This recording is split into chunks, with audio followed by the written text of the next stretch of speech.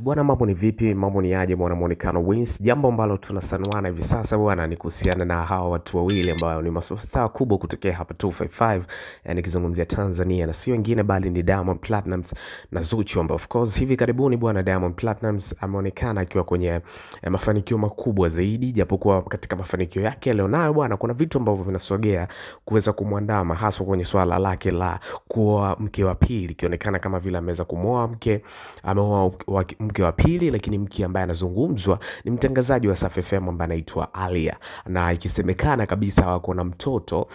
ambaye huyu bwana anatembea kabisa na vitu kama hizo. Sasa Diamond Platinum siku leo ameweza kukanusha kwa kuweka wazi ya kwamba wasimpe ukubwa huo na moyo huo ambao bado hajaweza kufikia kuweza kuoa mke wa pili, lakini pia kuweza kuwa na mahusiano na Alia, kwa sababu mwezi huu